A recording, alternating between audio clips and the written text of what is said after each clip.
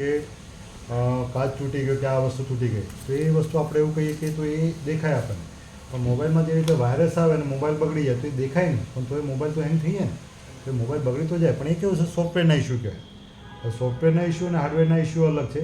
એવી રીતે મગજના આપણે જે કહીએ કે બીમારી, જેમાં લકવા, ખેંચ, હેમરેજ કહીએ, એ બધી લકવા અને હેમરેજવાળી જે ખેંચની બીમારી છે એ સીટી સ્કેન એમઆરઆઈમાં આવતી હોય છે.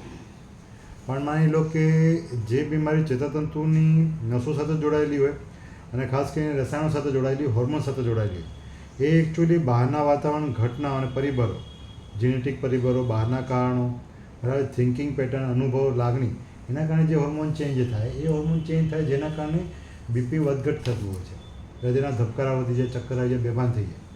તો એ બીમારીની જે છે એ એકચ્યુઅલી શરૂઆતના સ્ટેજમાં ખાલી હોર્મોન ચેન્જ થવાના કારણે થતી હોય, રસાયણ, એટલે નસ ન ફાટી હોય, એટલે એમાં એમઆરઆઈ અને સીટી સ્કેન નોર્મલ આવે. એટલે માની લો કે આપણે એ રિપોર્ટ હમણાં કરાવીએ તો એ નોર્મલ હોય, પણ માની લો કે આ તકલીફના કારણે બીપી વધ્યું, કેમકે હોર્મોન ઘટે મગજના સ્ટ્રેસના કારણે, બરાબર, હેપ્પી હોર્મોન ઘટે અને કોર્ટિઝોલ નામના રસાયણ વધે, એ વધ્યા પછી જો માની લો કે તકલીફ ઊભી થાય અને બીપી વધ્યું, બીપી વધે ને મગજની નસ પછી ફાટી જાય, તો પાછું સીટી સ્કેન એમઆરઆઈ પોઝિટિવ આવે.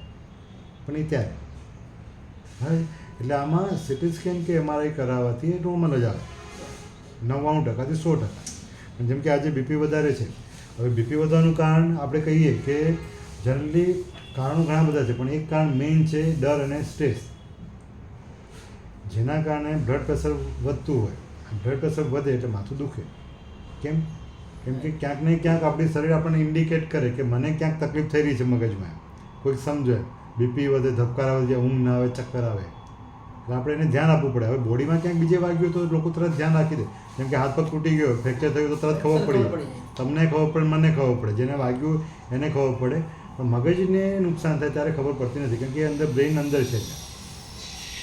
હવે આ જે તકલીફ થયેલી છે ને, એ તકલીફને સ્પેસિફિક પેનિક ડિસઓર્ડર કહેવામાં આવે અને કન્વર્ઝન ડિસઓર્ડરની તકલીફ છે.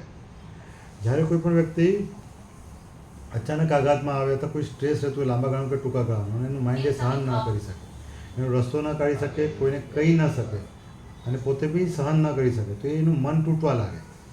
હવે મન તૂટે એના લક્ષણો શરીરમાં બહાર આવે, જેમ કે ઊંઘ ના આવી, બેચેની થવી, બરાબર, આ બધી વસ્તુ તકલીફો શરૂઆત થાય, બરાબર છે.